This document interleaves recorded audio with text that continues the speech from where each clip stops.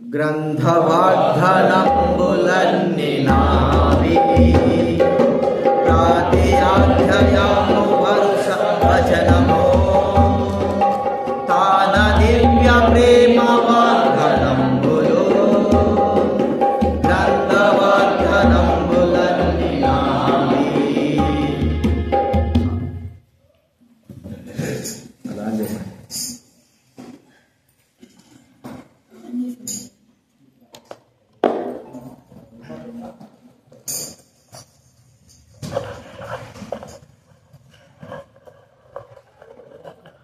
ప్రార్థన చేసుకుందాము. ప్రార్థన. పరలోకమందున్న తండ్రి, యేసు క్రీస్తు నామమున మీకు కృతజ్ఞతాస్తుతులు చెల్లిస్తూ ఉంటున్నాం. ఈ సమయంలో ప్రభువా, మిమ్మల్ని స్తుతించే బాధ్యతను మాకు అనుగ్రహించినారు. పరలోకంలో మీకు నిత్యము స్తుతి కలుగుతున్నది. పూజనీయుడు ప్రభువా, మరి మా కొరకే వధింపబడినటువంటి యూదా గోత్రపు సింహంగా గొర్రె పిల్లవుగా మీరు ఉన్నందుకు మీకు కృతజ్ఞతలు చెల్లిస్తూ ఉంటున్నాం.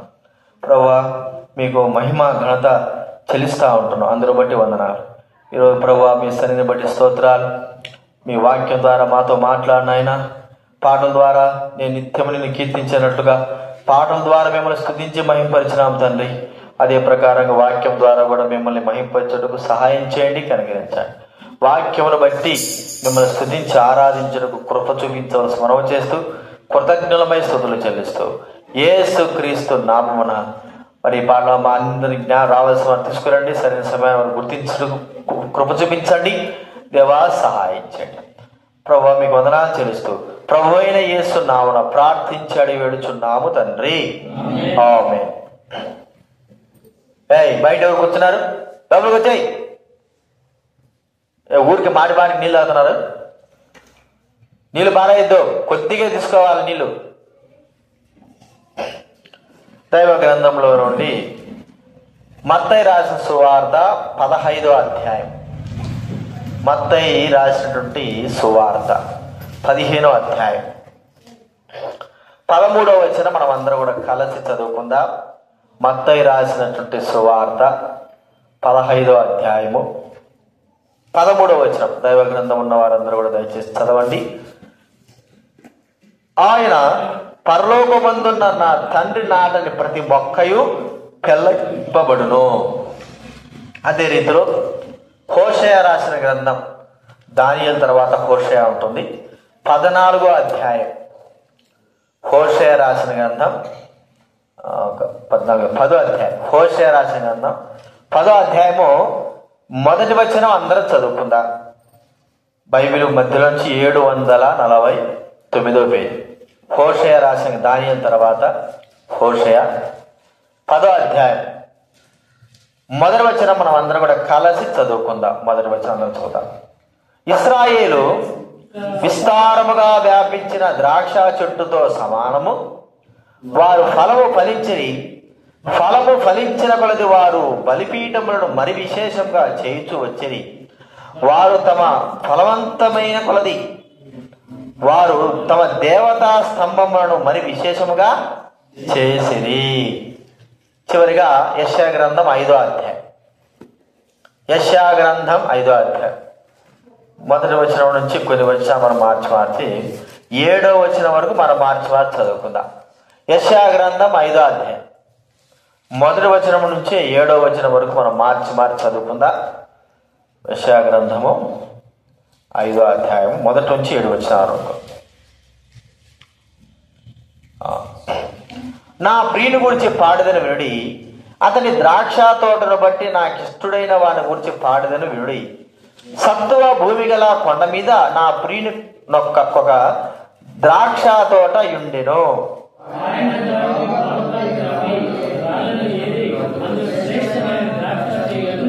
నాటించను, ద్రాక్ష తొట్టు తొలగించను, దాని కాచను. కావున యెరూషలేము నివాసులారా, యూదా వారులారా, నా ద్రాక్ష తోట విషయం నాకు న్యాయం తీర్చవలనని మిమ్మల్ని వేడుకొనుచున్నాను. అంటే మరేమి దానికి చేయగలను? అది ద్రాక్షావల్లి కాయలను నేను కనిపెట్టినప్పుడు అది కాయద్రాక్షలు కాయలకు కారణమేమి? ఆలోచించుడి, నేను నా ద్రాక్ష తోటకు చేయబో కార్యం మీకు తెలియజెప్పేదను. నేను అది మేసివేయబడినట్లు దాని కంచెను కొట్టివేసేదను, అది త్రొక్కబడినట్లు దాని గోడను పడగొట్టి దాన్ని పాడు చేసేదను. అది శుద్ధి చేయబడదు, పారతో త్రవ్వబడదు. దానిలో గచ్చపదలను బలరక్క చెట్లను బలిసి ఉండును, దాని మీద వర్షపవలద మేఘములకు ఆజ్ఞ ఇచ్చేదను. ఇశ్రాయేలు వంశము సైన్యము గదువు యెహోవా ద్రాక్ష తోట, యూదా మనుషులు ఆయనకి ఇష్టమైన వనము.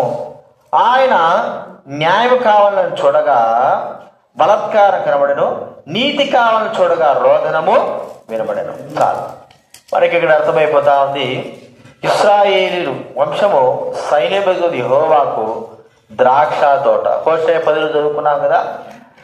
యూదా వారు ఇశ్రాయేలీలందరూ కూడా మరి దేవుని వనము అంటే ద్రాక్ష తోట వనముగా దేవుడు ఇక్కడ పోలుస్తూ ఉంటున్నాడు. దేవుడు మరి ఆ యొక్క ఇశ్రాయేలుని నాటినాడు. నా తండ్రి నాటని ప్రతి మొక్క పెళ్ళగింపబడును.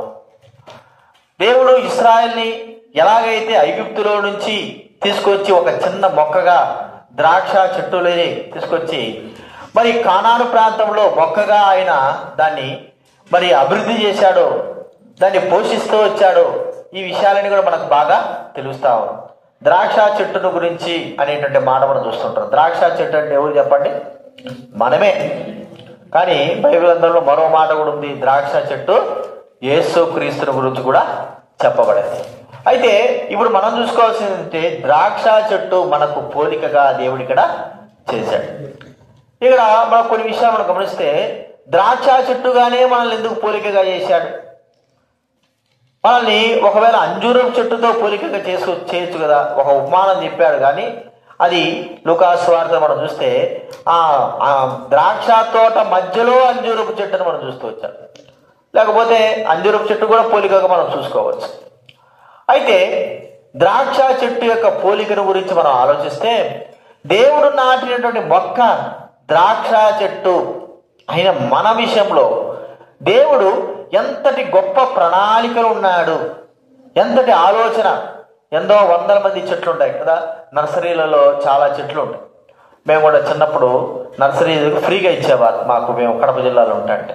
ఇన్ని చెట్లు కావాలంటే చెట్లు తీసుకోవచ్చు. దానికోసం ఒక వ్యక్తిని పెడతారు, నీరు పుష్కలంగా ఉంటాయి, ప్రతిరోజు ఉదయం సాయంత్రం వాటిని పెంచడమే పని. అట్లా వందల చెట్లు ఉంటాయి, వందల చెట్లు. ఆ చెట్లలో ఏదైనా సరే మనం తీసుకుని వెళ్ళి ఇంటికాడ నాటుకోవచ్చు. ఒక చెట్టును బాగా పొడవుగా 6 అడుగులు పెరిగినటువంటి బోరగ చెట్టు అంటారు. బోరగ చెట్టు అంటే కాయలంతా దూది ఉంటుంది, చూసింటారు కదా బోరగ చెట్టుని.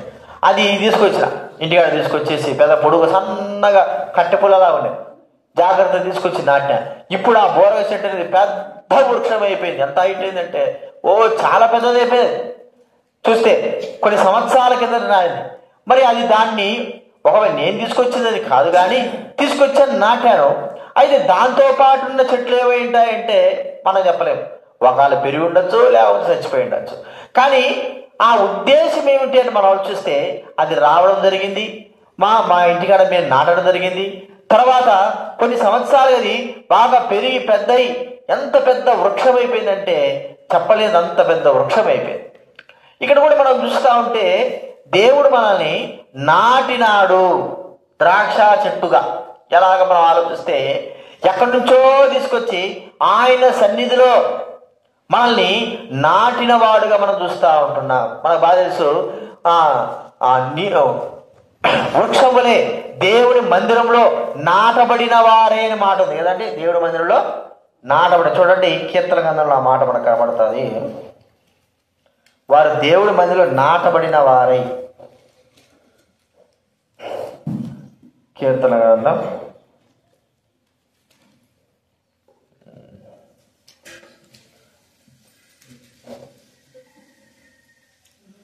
90 చూడండి 92:12 92:13 చదవండి. కీర్తన గ్రంథం 92:13 చదవండి. యెహోవా మందిరములో ఆ ఆ మన దేవుడి ఆవరణంలో వర్ధిల్లుదురు. చూడండి పై మాట ఉంది, నీతిమంతులు ఖర్జూర వృక్షం వలె మోవేదురు, లెబానోను మీద దేవదార వృక్షం వలె వారు ఎదుగుదురు, యెహోవా మందిరములో నాటబడిన వారై. చూడండి యెహోవా మందిరంలో ఏమవుతారా అండి? నాటబడిన అనుభవం. చూడండి దేవుడు మనం నాటకపోతే మనము పెరిగేవారం కాము. అంటే దేవుడు మనం రక్షించకపోతే, దేవుడు మనం ఏర్పరచుకోకపోతే మనము దేవుని యొక్క వనంలో, దేవుని మందిరంలో నాటబడే వారము కానే కాము. ప్రియమైన వారులారా, దేవుని వనములో నాటబడడానికి, దేవుని యొక్క సన్నిధిలో పెరగడానికి మనకు దేవుడు యోగ్యతను అనుగ్రహించాడు. ఎన్నో వృక్షాలు, ఎన్నో చెట్లు, ఎన్నెన్నో చెట్లను పోయిన మనుషులు ఉన్నారు. కానీ మనము ఏ పాటి వారు? తన వనములో, తన యొక్క సన్నిధిలో, తన మందిరములో నాటినాడు. మనము ఒక మాట మనం చూస్తా ఉంటే మన విషయం మనం గమనిస్తే పనికిరాని వారమే అనే మాట. చెట్టు, ద్రాక్ష చెట్టు కేవలము ఫలాలకు మాత్రమే తప్ప దేనికి కూడా అది ఏం చేయదండి, పనికి రాదు. దాని విషయం కూడా మనం చూద్దాం. యెహెజ్కేలు గ్రంథం 15వ అధ్యాయం, యెహెజ్కేలు గ్రంథం 15వ అధ్యాయం 6వ వచనం చదవండి. యెహెజ్కేలు గ్రంథం 15వ అధ్యాయం 6వ వచనం, బైబిల్ మధ్యలో నుంచి 697. కావున ప్రభువైన యెహోవా ఇలాగ సెలవిస్తున్నాడు, నేను అగ్ని కప్పగించిన ద్రాక్ష చెట్టు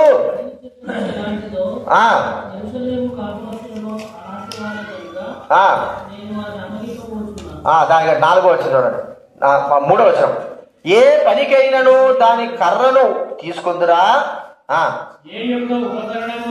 తగిలించుటకైనను ఎవరైనా దాని కర్రతో మేకునైనను చేదురా, పొయ్యికే సరిపడును కదా. నల్లబడిన తర్వాత తగునా, తగకపోయేనే, తర్వాత అది పనికి వచ్చున. చాలా చక్కటి మాట. ఏ పనికైనా సరే, ద్రాక్ష చెట్టు చూస్తారు కదా మీరందరూ, ద్రాక్ష చెట్టు చూస్తారు కదా. ద్రాక్ష చెట్టు ఏముంటది, ఊరికే అది తీగలతో ఉన్నట్టుగానే అనిపిస్తుంది. ఉత్త తీగనే అనిపిస్తుంది. అది ఆ తీగ అల్లుకుంటే మరి పైన ఏదైనా కట్టి అల్లిస్తే అల్లుకుంటది. అయితే ఆ తీగ, ఆ చెట్టు అది కూడా ఒక చెట్టే. ద్రాక్ష చెట్టు అనేది అది కూడా ఒక చెట్టే.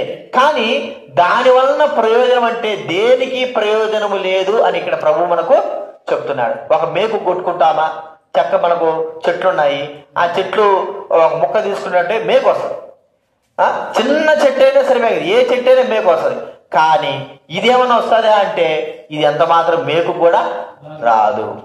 అది మరి కాల్చబడిన తర్వాత ఒకవేళ అగ్గి సగ తగిలితే అది ఎంత ఉంటుంది, చాలా చిన్నగా మృదువుగా ఉంటుంది, నల్లగా అయిపోతుంది. మరి ముందుగానే పనికి రాకపోయింది, కాల్చబడిన తర్వాత ఆ చెట్టు ఏమైనా పనిచేస్తుందంటే దేనికి పనిచేయదు.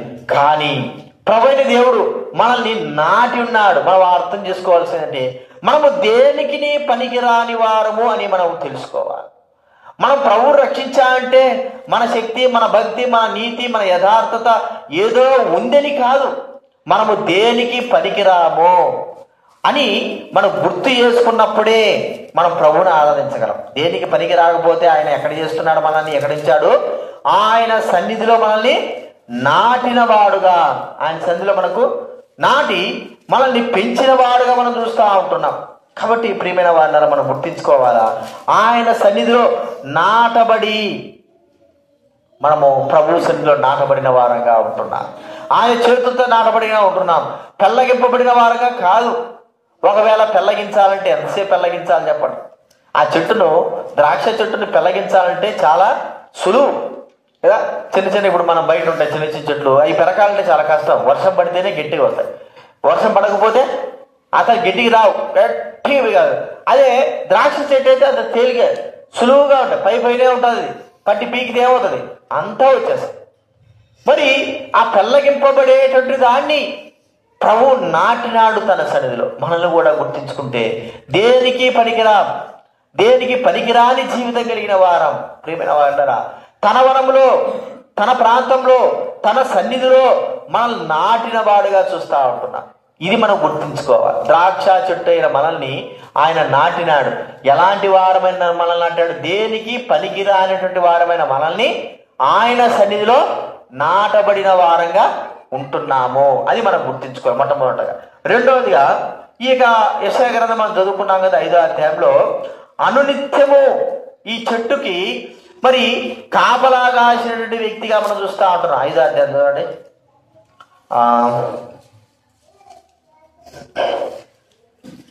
5వ అధ్యాయం 2వ వచనం చదవండి ఎవరైనా.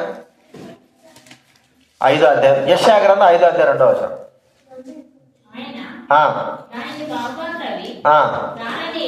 రాళ్ళని ఏరి వేయించి దాని మధ్య బురుజు ఒకటి. ఇంకొక మనం చూస్తా ఉంటే యెషయా గ్రంథం 27వ అధ్యాయం. యెషయా గ్రంథం అడిగిరా కూర్చో, తన్నులు తగ్గి లేచిపోయిన వాటి కొత్త లేదు, పిల్లలు ఎవరు లేదు. యెషయా గ్రంథం 27వ అధ్యాయం 3వ వచనం చదవండి ఎవరైనా. 3వ వచనం, దానిని కాపు చేయుచున్నాను, ప్రతి నిమిషమున నీరు కట్టుచున్నాను, రాకుండా దివారాత్రం దాన్ని ఏం చేస్తా అంటున్నాడు. యెషయా గ్రంథం 27వ అధ్యాయం 3వ వచనం. కాపు కాస్తున్నాడు, దివారాత్రము కాపాడుతూ ఉంటున్నాడు. చూడండి, మనల్ని ఆయన నాటడమే కాదు, తన సన్నిధిలో పనికిరాని వారమైన మనల్ని నాటడమే కాకుండా దానికి కాపు కడుతుంటున్నాడు. చుట్టూ ఎవరూ దాని మీదకి రాకోకుండా. చెట్టుకు మనుషులు కాదు రావాల్సింది, ఎవరు వస్తారు చెప్పండి? పశువులు, మేకలు ఇవి వస్తాయి. ఇవి రాకుండా ఏం చేయాలి? మనము చుట్టూ కంచెలు వేసుకుంటాము, కంపలు వేసుకుంటాము, ఏదో ఒకటి రాకోకుండా చూడడానికి మరి జాగ్రత్త పడతాం. అంటే మనం నాటిన మొక్కను మనము జాగ్రత్త వేసుకుంటాం. ఇప్పుడు బయట ఉన్నాయనుకోండి, ఎన్ని చెట్లు ఉన్నాయనుకో, వాటికి ఎందుకు మనం కంచె కట్టాము చెప్పండి? వాటికి ఎందుకు మనం కంచె కట్టుకోము? బయట చాలా చాలా మొక్కలు ఉన్నాయి, ఆ బొప్పాయి చెట్టు ఉన్నది, ఇంకా వేరే వేరే చెట్లు ఉన్నాయి, వాటి ఎందుకు మనం కంచె కట్టాము చెప్పండి? పనికిరాని చెట్లు ఒకవేళ పనికి వచ్చేది అనుకో, బొప్పాయి చెట్టు ఉంది పనికి వస్తుంది, ఎందుకు కంచె కట్టాం దానికి? మనది కాదు, మన స్థలంలో లేదండి, చెత్తలు ఆడ పెరుగుతుంది. మనది కాదు, మన స్థలంలో లేదు, మనము దానిని నాటలేదు. కాబట్టి దాని విషయం మనకు ఎంత మాత్రము పట్టింపు లేదు. అయితే మన స్థలంలో ఉన్నాయి చూడండి, మన చెట్లు ఉన్నాయి, మన స్థలంలో వేసుకుంటున్నాము, వీటికి ఎండ పెట్టుకుంటున్నాము, పాదు చేసుకుంటున్నాము, జాగ్రత్తగా చుట్టూ కంచేసుకుంటున్నాము. మనం ఉన్నప్పుడు మేకలు రాకుండా అన్ని మనం కూడా జాగ్రత్త చేస్తుంటున్నాం. అంటే ఇది మన స్వాస్థ్యము, మనది అనేటువంటి తలంపుతో మన ఏసంట చుట్టూ కంచే. మరి ప్రభు కూడా అలాగే. ప్రభు ఎలా ఉందంటే మన విషయమై, ఈ వ్యక్తి నేను నాటినవాడు, నా సన్నిధిలో నేను నాటిన వ్యక్తి, పనికి రాకపోయి ఉండొచ్చు కానీ నేను నాటాను. ఇప్పుడు ఆ బాధ్యత అంతా కూడా ఎవరిది? నాటబడిన తర్వాత ఎవరైతే నాటుతారో వారిది ఆ బాధ్యత. మనం చూసాం, ప్రభువే మనల్ని నాటాడు, తన సన్నిధిలో నాటాడు. ఇప్పుడు కాపాడవలసిన బాధ్యత అన్ని విషయాల్లో కూడా ఆయన భద్రపరచవలసిన బాధ్యత, మేకలు కానీ, గొర్రెలు కానీ, పశువులు కానీ, మనుషులు కానీ ఏది రాకోకుండా జాగ్రత్త చేయవలసిన బాధ్యత ఎవరిదండి? ప్రభువుదే. కాబట్టి అనునిత్యము ఆయన మనల్ని ఏం చేస్తున్నాడు? అందుకే కీర్తన గ్రంథం 37వ అధ్యాయం చూడండి, 34వ అధ్యాయం 7వ వచనం. కీర్తన గ్రంథం 34:7 చదవండి. ఆయన దూత కావలిండి వారిని, యెహోవా యందు భయభక్తులుగా వారి చుట్టూ ఆయన దూత కావలిండి రక్షించును. ఇంకా అంటాడు, నీ గుడారంలో ఏ తెగులు కూడా సమీపించి. చూడండి 91వ కీర్తనలో, 91వ కీర్తనం 10-11 చదవండి. 91 కీర్తన గ్రంథం 10-11. నీకు ఏ అపాయమైనను రాదు, ఏ తెగులుడు నీ గుడారంలో సమీపించదు, నిన్ను కాపాడుకుటకు. ఏమిటండి? నీ మార్గపంతట్లో ఆయన నిన్ను కాపాడడానికి నిన్ను గురించి ఆయన తన దూతలకు. అంటే అర్థం ఏమిటి? భద్రపరిచేటువంటి ఆ బాధ్యతను తండ్రి అయిన దేవుడు తీసుకున్నాడు. ఈ దినాన మనం భద్రంగా ఉన్నాము, సాతాను చేతుల్లో పడుకోకుండా, లోకం చేతుల్లో పడుకోకుండా మనం కాపాడబడుతుంటున్నాము, కాస్తో గీస్తో జాగ్రత్తగా ఉన్నాము అంటే ఎవరి బాధ్యతది? దేవుడు చూపిస్తున్నటువంటి బాధ్యత. కాబట్టి పనికిరాని వారమైన మనల్ని తన వనంలో నాటుకోవడమే కాకోకుండా పనికిరాని చెట్టు లాంటి మనకు ఆయన పరిపూర్ణంగా భద్రతను మనకు అనుగ్రహించిన వాడుగా మనం చూస్తూ ఉంటున్నాం. ఈ భద్రత గురించి మనం ఆలోచిస్తే నిత్యము కాపాడేవాడు, నీ రాకపోకలేదు నిత్యము కాపాడుతా అంటున్నాడు. ప్రియమైన వాళ్ళరా, జంతువులని నరులని కాపాడేవాడు ఎవరండి? ఆయనే. చూడండి, ఒక మాట ఉంది 30 కీర్తన గ్రంథంలో చూడండి.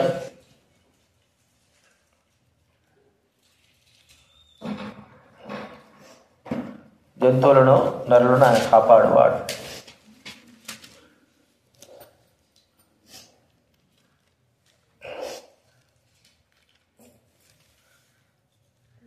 కీర్తన గ్రంథంలో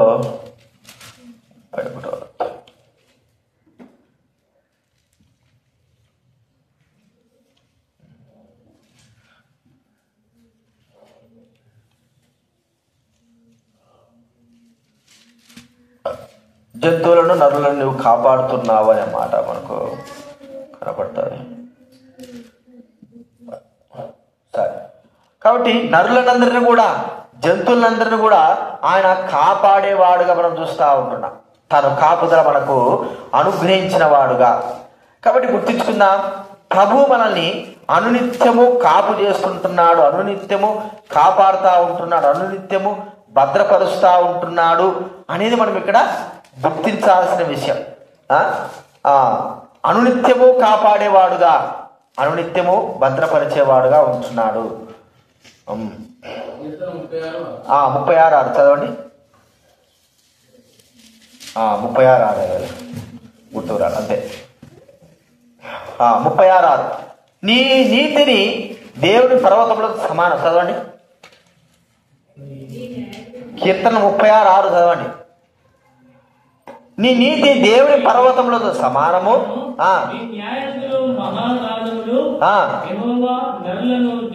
యెహోవా నరులను జంతువులను రక్షించువాడవు నీవే. నరులను జంతువులను ఏం చేస్తుంటాడు ఆయన? రక్షించేవాడుగా మనం చూస్తూ ఉంటున్నాం. కాబట్టి రెండవదిగా మనం చూస్తూ ఉంటే ఆయన చేత నాటబడిన ద్రాక్ష చెట్టు అయిన మనము ఆయన ఆలోచిస్తే తన వనములో నాటుకోవడానికి, తన సన్నిధిలో నాటుకోవడానికి యోగ్యత మనకు లేదు. ద్రాక్ష చెట్టు ముందుగానే కేవలం ఫలించడానికి మాత్రమే దాని ఆకులు కానీ, దాని యొక్క మరి కాండాలు కానీ, కొమ్మలు కానీ ఏ పనికి కూడా ఉపయోగపడవు. అలాంటిది మరి మనం పనికిరాని వారమైన మనల్ని ఏర్పాటు చేసుకుని తన సన్నిధిలో నాటినాడు. రెండోది మనం చూస్తూ ఉంటున్నాము, మనల్ని రక్షించేవాడు ఆయనే. రక్షించేవాడు ఎవరండి? ఆయనే. కాబట్టి ఆయన ఎందుకంటే నాటిన తర్వాత ఆయన బాధ్యత తీసుకొని అన్ని విషయాల్లో కూడా మనల్ని భద్రపరుస్తూ, కాపాడుతూ, రక్షిస్తూ వస్తున్నాడు. ఇది రెండోది మనం చూస్తూ ఉంటున్నాం. మూడోదిగా ఏం చేశాడు చూడండి, యెషయా గ్రంథం 5వ అధ్యాయం. యెషయా గ్రంథము 5వ అధ్యాయం. 5వ అధ్యాయం కాకుండా చూడండి, లేకపోతే 27వ అధ్యాయం. 27వ అధ్యాయము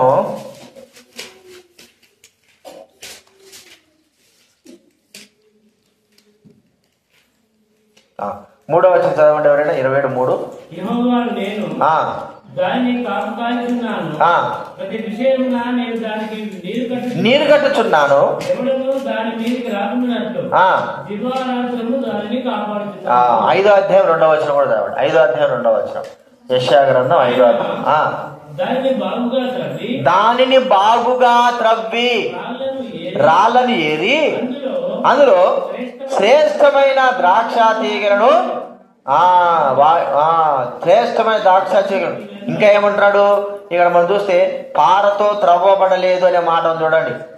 కనిపెట్టినప్పుడు 6వ వచనం, అది శుద్ధి చేయబడదు, పారతో త్రవ్వబడదు. చాలు, శుద్ధి చేశాడు. పారతో త్రవ్వినాడు, ఎరువు వేసినాడు, నీళ్లు పడుతుంటున్నాడు, అన్ని కూడా రాలేస్తున్నాడు, చుట్టూ త్రవ్వుతుంటున్నాడు. ఒక చెట్టుకు ఎలాంటి యొక్క కార్యములు చేయాలో, ఏ విషయాలు చేస్తే చెట్టు ఎదుగుతుందో, ఆ భూమి విషయమే నాటపడిన తర్వాత అన్ని విషయాల్లో కూడా దేవుడు ఆ ద్రాక్ష చెట్టుకు చేసినట్టుగా మనకు కూడా చేస్తూ ఉంటున్నాడు. చూడండి, త్రవ్వబడలేదు, ఎరువు వేసినాడు, చుట్టూ త్రవ్వుతుంటున్నాడు, రాలేస్తుంటున్నాడు. మన జీవిత యాత్రలో మన విషయమై ప్రభువైన దేవుడు శ్రద్ధ వహించి మనకు కావలసిన ప్రతి అవసరత, ఒక వ్యక్తి ఎదగడానికి కొరకై, శరీరపరంగా ఎదగడానికి కొరకై ఏ విషయంలో అయితే తల్లిదండ్రులు చేస్తారో, తిండి పెడతారు, మంచిగా స్నానం చేపిస్తారు, చక్కగా ఉండేటట్టు చేస్తారు, బలమైన ఆహారం పెడతారు, వారికి ఎదుగుదల, శరీరం ఎదుగుదల కావడానికి, శరీర బలం కావడానికి వారికి కావలసినవన్నీ కూడా పెడతా ఉంటారు. కాబట్టి దేవుడు కూడా ద్రాక్ష చెట్టు అయిన మనల్ని కూడా ఏం చేస్తాడంటే ఆయన మరి మనకు కావాల్సినంత కూడా చుట్టూ త్రవ్వుతుంటున్నాడు. ఏది మనకు మరి ఆ లోపం చేస్తున్నాడు, భక్తికి కావలసిన సమస్తాన్ని మనకు ఏం చేస్తున్నాడు, ఆయన అనుగ్రహించిన వాడుగా వస్తుంటున్నాం. భక్తికి మనకు ఏమేం కావాలో, ఏ విషయాలు కావాలో, ఎలాగ ఎదుగుదల కావాలో, బైబిలు, ప్రార్థన, సంఘ ప్రార్థన, మందిరాలు, ప్రత్యేకమైన కూడికలు, ఇంకా ఏమేమి వాక్యము, ఇంకా సువార్తలు, ఇవన్నీ కూడా ఏమేమి కావాలో అన్ని కూడా మనకు మన ఆత్మ యొక్క ఎదుగుదల కొరకే ఆయన సంపూర్ణంగా చేసిన వాడుగా చూస్తా ఉన్నాం. శరీరీతిగా ఒక కొమ్మ, ఒక చెట్టు పెరగడానికి కొరకే ప్రతినిత్యము త్రవ్వుతా ఉండాలా, ఎరువు వేస్తూ ఉండాలా, దానికి నీరు కడతా, ఇవన్నీ కూడా మనం చూస్తూ ఉంటున్నాం. దాని బాగోలు చూసుకోవాలా, చెట్టు ఎట్లా ఉంది మనకు తెలుసు. పంట పండించేవారు కూడా పంట పండించేటప్పుడు ఆ చెట్టు యొక్క రంగు ఎట్లా మారుతా ఉంది, ఆ విత్తనాలు ఎలాగున్నాయి, పరిస్థితులు ఎలా ఉంది, పురుగు పడతా ఉందా లేదా, అన్ని కూడా చూసుకుంటా ఉంటారు. చూస్తూ దాన్ని జాగ్రత్తగా గమనిస్తూ ఉంటారు. అంటే దానికి కావలసిన వాటన్నిటి కూడా అవసరతలు తీరుస్తూ ఉంటారు. మన విషయమై కూడా మన ప్రభువైన దేవుడు మనకు కావలసిన ప్రతి అవసరత, అన్ని అవసరతలు లోక సంబంధంగా మనకు బ్రతకడానికి కొరక ఏమేం కావాలో అన్ని కూడా ప్రభు ఇచ్చేశాడు. ఇంకా ఎక్కువ కోరుకుంటున్నాం, కానీ మనకు ఎంత కావాలో అంత అవసరతలన్నీ కూడా ఆయన తీర్చిన వాడుగా చూస్తూ ఉంటున్నాం. మనకు కావాల్సిన బట్ట కావాలా, తిండి కావాలా, ఇల్లు కావాలా, మంచి నిద్ర కావాలా, అంతే, ఇవి మనకు కావాల్సింది. కాబట్టి ప్రియమైన వాళ్ళగా ఇవన్నీ కూడా దేవుడు అనుగ్రహిస్తూనే ఉన్నాడు.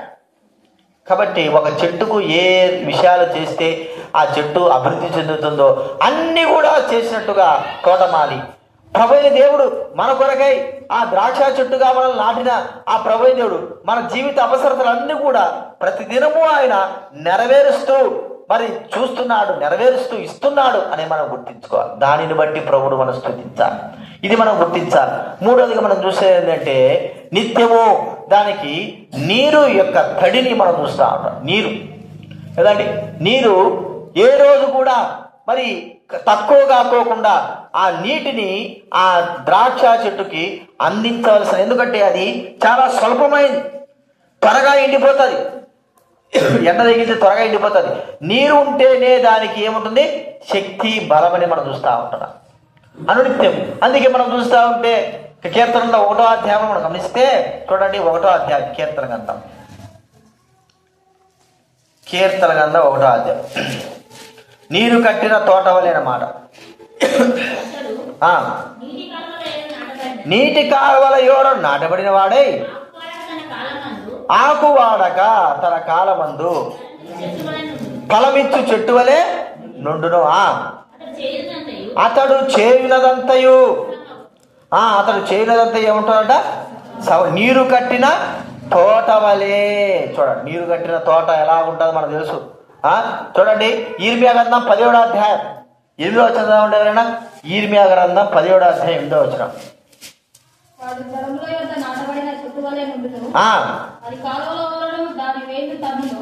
కాలువల యోరను దాని వేరు తన్నును, వెట్టగలిగినను దానికి భయపడదు. దాని ఆకు ఎట్లుంటుంది అంటండి, పచ్చగా ఉంటుంది. వెట్టగలిగిన కూడా భయపడేటువంటిది కాదు. చూడండి, కాబట్టి ప్రియమైన వాటిని మనం గుర్తిద్దాము. వెట్టగలిగినా కూడా భయపడనటువంటి చెట్టుగా ఈ దినాల్లో మనం కూడా జ్ఞాపకం చేసుకుంటున్నాం. మరి ప్రభువు మనకు నిత్యము ఆయన మనకు తోడై ఉండి, నిత్యము తోడయండి. అనేకమైనటువంటి పరిస్థితుల్లో మనం ఎండిపోకోకుండా మనల్ని భద్రం చేస్తూ ఉంటున్నాడు ప్రభువైన దేవుడు. నీరు లేనందున, లోతుగా వేరు లేనందున ఎండిపోయినటువంటి ఆ యొక్క చెట్టు వల్ల మనం చూస్తూ ఉంటున్నాం. అయితే నీరు పోయకపోయినా కింద లోతైన వేరు, నీరు ఎంత పోస్తామంటే లోతుగా వేరు అంతగా దిగబడిపోతూ ఉంటారు. మనకు బాగా తెలుసు, పెద్ద పెద్ద చెట్లు ఉంటాయి, అవి ఎంత లోతైన వేరు ఉంటాయంటే పెద్ద పెద్ద క్రేలు కూడా వేయగలేరు, అంత లోతైన వేరు ఉంటాయి. అయితే చెట్టు కొట్టేయగలరేమో కానీ లోతైన వేర్లను పేగలేరు. ఒకవేళ చెట్టు కొట్టేసిన తర్వాత మళ్ళా చెట్టులో నుంచి ఏమొస్తుంది? ముద్దులో నుంచి ఇగురు వస్తుంది, మళ్ళా వచ్చేస్తుంది. చెట్టును కాల్చేస్తే తప్ప అది పెరగదు, కానీ కాల్చేయకుంటే దాని కింద ఉన్న వేర్లు ఆ యొక్క నీళ్ళ యొక్క ప్రభావానికి, వాసనకి అవి ఎప్పుడు పచ్చగా ఉండేట్టుగా మనం చూస్తూ ఉంటున్నాం. ప్రియమైన వాళ్ళరా, మన జీవితాల్లో కూడా మనల్ని ఆయన నిత్యము మనకు తోడై ఉంటూ మనల్ని పచ్చగా ఉండి ఎండిపోని స్థితిలో కాకుండా పచ్చగా ఉండేటట్లుగా మనల్ని ఆయన కాపాడుతుంటున్నాడు. నీరు విషయమై గుర్తిస్తే నీరు అన్నిటికీ మనకు ఎట్లాగైతే అన్నం ఆహారం అట్లో, అలాగే చెట్లకు కూడా ఏంది నీరు. మనకు అన్నము ఎట్లాగైతే ప్రాముఖ్యమైందో చెట్లకు నీరు చాలా ప్రాముఖ్యమైంది అని మనం గుర్తుంచుకోవాలి. కాబట్టి నీరు అనేటువంటి మాట మనం చూస్తూ ఉంటే ప్రభువైన దేవుని యొక్క వాక్యము, దేవుని యొక్క మాటలు, దేవుని సన్నిధి, ఇది మనకు పుష్కలంగా దేవుడు అనుగ్రహించేవాడుగా చూస్తుంటున్నాం. ఎలాగా ఆయన మనల్ని ఉంచాడంటే నీరు కట్టిన తోట వలె ఆయన మనల్ని కాపాడేవాడుగా మనం చూస్తూ ఉంటున్నాం. ఎప్పుడు నీరు కడతా ఉంటున్నాడు. అంత మాత్రమే కాదు, చివరిగా మనం చూస్తూ ఉంటే ఎందుకొరకయ్యా దాన్ని నాటాడు అంటే దేవుని మహిమ కొరకు దానిని నాటాడు. చూడండి, మన జన్మ దేనికి కారణమో, దేనికి రహస్యం చెప్పండి. కీర్తన గ్రంథం చూడండి 43వ అధ్యాయం 7వ వచనం. కీర్తన గ్రంథం 43వ అధ్యాయం 7వ వచనం. క్షమించాలి యెషయా గ్రంథం 43:7 క్షమించాలి. నా మహిమ నిమిత్తము నేను సృజించిన వారిని, నా నామము పెట్టబడిన వారిని. బైబిల్ మధ్యలో నుంచి 604వ పేజీ. నా మహిమ నిమిత్తము నేను సృజించిన వారు. ఎందుకు? ఆయన మహిమ కొరకై మనం సృజించాడు. అంత మాత్రమేనా? ఆయనకు మరి మధురముగా ఆయన సంతోషపెట్టేటువంటి చెట్టుగా మనం ఉండాలి సృజించాడు ఆయన దేవుడు. చూడండి, న్యాయాధిపతుల గ్రంథం 9వ అధ్యాయం. న్యాయాధిపతుల గ్రంథం 9వ అధ్యాయం 12వ వచనం ఉంటారేనా? అటు తర్వాత చెట్లు నీవు వచ్చి ద్రాక్షావల్లి, దేవునిని మానవులను సంతోషపెట్టు నా ద్రాక్షారసమును నేనీయక మాని.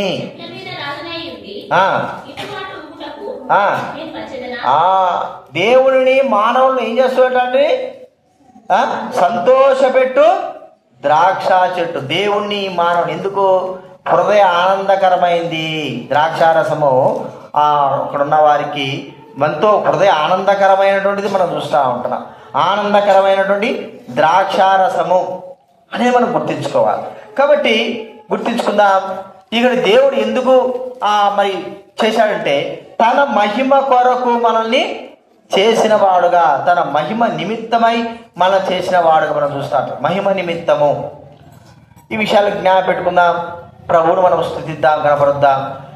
5 విషయాలు. మొట్టమొదటిగా దేవుడు ఎందుకు ద్రాక్ష చెట్టుగా మనం చేశాడు చెప్పండి? తన సన్నిధిలో నాటన్నాడు. తన సన్నిధిలో ఎల్లప్పుడూ ఉండడానికి కొరకు ఆయన సన్నిధిలో మనల్ని నాటినాడు. రెండోది ఏం చూస్తున్నా? అనునిత్యము దానికి ఏం చేస్తున్నాడు ఆయన? కాపలా, నిత్యము కాపలాగా వస్తుంటున్నాడు, భద్రపరుస్తూ ఉంటున్నాడు.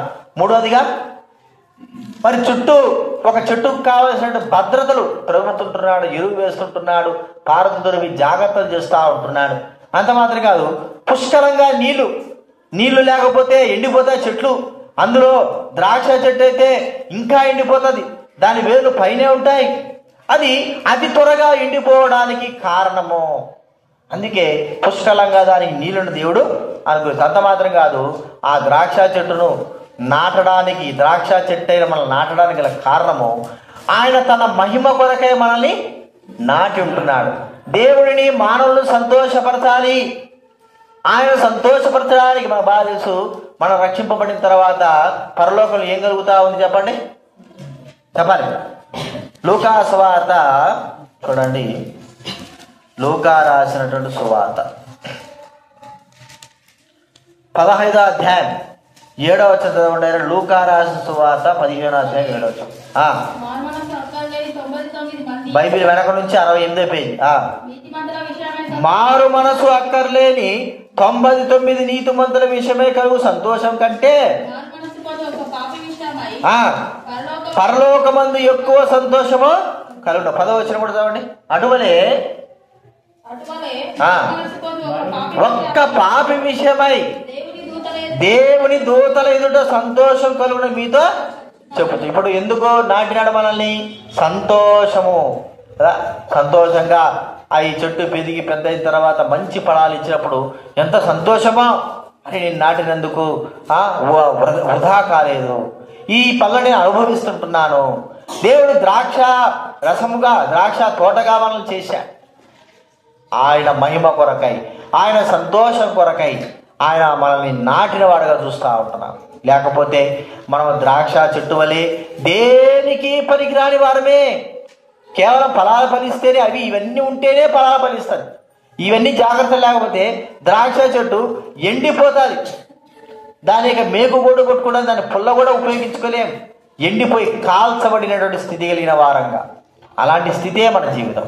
అయితే ప్రభువు ఈ దినాన తన వనముగా, తన యొక్క మరి చెట్టుగా మనల్ని చేసి మనం నాటినందుకు ప్రభువును మనం స్తుతించి గణపరుద్దాం, ఆరాధిద్దాం. ఈ విషయాలు జ్ఞాపకం పెట్టుకుందాం, ఆరాధనలో ప్రవేశిద్దాం. లేచినబడి ఒక పాట పాడుకుందాం.